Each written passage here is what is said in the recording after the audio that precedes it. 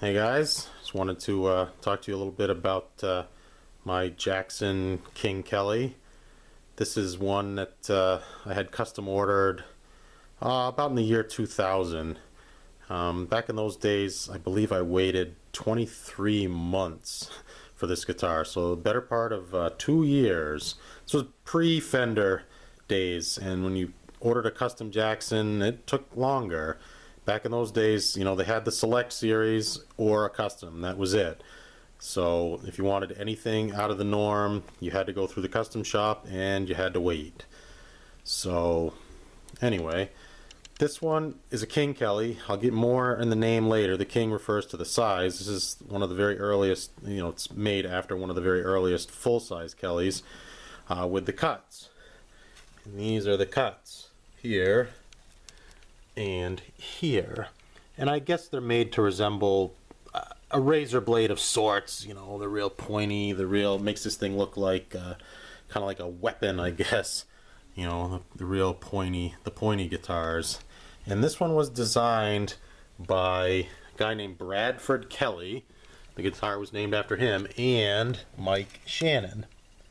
Bradford Kelly wanted a double offset cutaway guitar, much like you can see my Strat cup there at the butt of this guitar. Strat cup pointing down for plugging in. It's kind of cool. Bradford wanted a double offset cutaway, like an Explorer type of guitar, but he wanted, you know, a pointy guitar of the day. All the metal guitars were pointy. So him and Mike Shannon sat down and they designed this one. You can see it looks a lot like an Explorer, just with all the sharp points, very typical of Jackson back in the day. You know, shark fins. I've got the upside down shark fins. I've got the reverse headstock on this one. Yellow logo, kind of cool. I went with the black headstock with the yellow logo. I wanted to do alternate binding, so it would have been yellow binding. Would have looked really cool. Jackson wouldn't do it at the time. This one has black binding over the fret ends. $240 option. Still charge $240 even today for that. It's a lot of work. You know, I understand why they charge it. But not even, I want to say a year or two later, Rob Witt, who's the collector, he's a European big-time Jackson collector, used to run the Jackson Museum, ordered a Firebird. And he got yellow binding on his. So either Jackson found a supply of yellow binding, or maybe it just depends on who you are. I don't know. But this guitar, even though it was custom ordered, didn't come perfect for me, right from the factory. So the pickups came, these are Duncans, nothing real special, a JB and a Jazz. I like those, but they came with chrome adjuster screws, just the regular slotted adjuster screws that Seymour Duncan still sends, because everybody uses, regular screwdrivers still. And they stuck out like a sore thumb. I mean, they were shouting it at you, beating you over the head, like, look at me, look at me. So those had to go right off the bat for just some nice black ones, Phillips head. And the pickups, this was right at the time where Seymour Duncan had just started putting logos on, that silkscreen logo. So I used a little bit of polishing compound, maybe a little 3M Finesse It, something like that, on a cloth, soft cloth with your finger, and those logos buff right off. I mean, Seymour Duncan's not paying me to advertise their pickups. I love his pickups, but I'm old school. I like, the pickups that look like this. Like, they look like an old Gibson PAF, whatever. Got the non-recessed Floyd Rose. This is just the way I grew up, when I first started playing, and I got guitars with Floyds on them. They were non-recessed, and that's just what I'm used to. Not better, not worse. I like it like this. It sits up off the guitar a little, off the face of the guitar a little bit. Gives you more room underneath the strings, in between the strings and the body. There's just a little bit more room for digging in. Those recessed Floyd Roses they just don't give me the room that I like. That's an old school screw-in bar. I did that. You can still get those. This one's volume, three-way volume, so you can do the old machine gun trick, the Ace Frehley, Randy Rhoads, with the pickups. So on. This one's got a real, pretty good sized neck. It's 1 3/4 inches. Again, completely custom. You can't get 1 3/4 unless you go through the custom shop. It's kind of a cross between a soloist and the San Dimas back shape there. But so on to the king. King refers to the size. Anything full size, large in Jackson slang is king. What that refers to is, the short story is Dave Linsk from the band Overkill ordered a Rhodes. Just happened to have some Rhodes pictures over there, but he wanted one with two of the large wings. The top wing, just doubled, not the little stubby short one. He wanted full-size one, so he ordered one. His was pretty ugly, kind of an aqua blue and zebra stripe thing.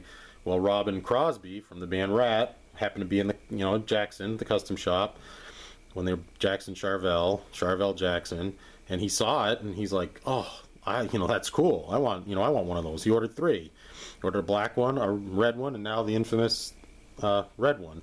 Black, white, and red. So red, the infamous big red guitar. And Robin Crosby's nickname was King. So they called the double Rhodes the King V. So these guitars, the full-sized Kellys, became known as the King Kellys. So why did Jackson stop making them? They only made less than 30, probably more like 20 of them in about 1984. Around 1985, the cuts were gone. And why did they do that? Well, Jackson said they couldn't provide a Jackson quality finish inside the cuts. So you can get paint in there, the black paint is in there, but you can't sand and you can't buff in there. So they said, we couldn't provide a Jackson quality finish in those cuts, so they eliminated them. And what they did was, they just kind of, let me see if I can get the camera here. What they did was, on the butt of the guitar here, they just whacked off about, half, 3/4 of an inch. They did away with the cuts. So the guitar itself became smaller, gone. And on this bout here, they just did away with the cuts. They left it the same size.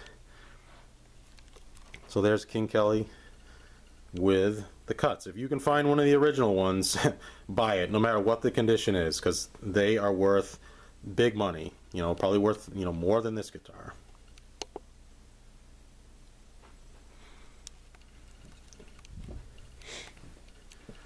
Over here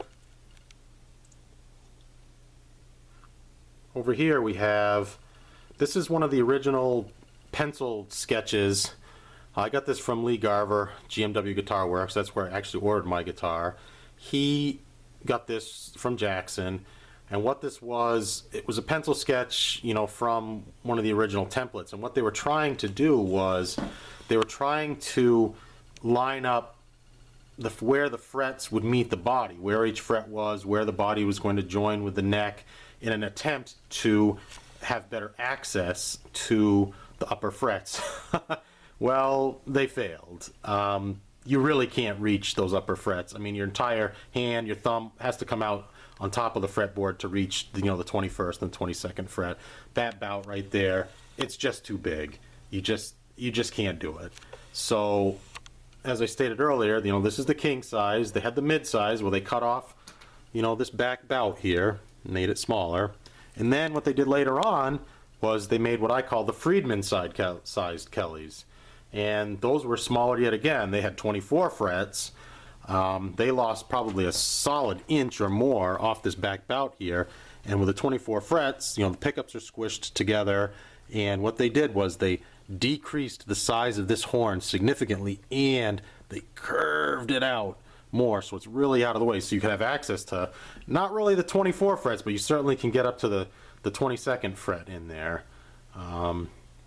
So better access. The guitar's kind of small looking. Marty Friedman's a diminutive sized guy, and it probably fit him. Down here in the corner I just got a picture. This is one that an old school collector, Rob Lane, commissioned. He had this made in 1998 from Drum City Guitarland. Mine is more of an homage to the the classic King Kelly with the cuts, maybe a little striper vibe to it, nothing to do with with Rob Lane's guitar. But this is kind of a cool pencil sketch. I don't know who went over this with a Sharpie, but you can see here that they were trying, they get some different, you can see some eraser marks if you look closely in there, some pencil, some eraser, and you can see where they're kind of trying to refine the cuts. So this is kind of a cool piece. But again, there's a Jackson King Kelly designed by Bradford Kelly from the Australian rock group Heaven, and Mike Shannon.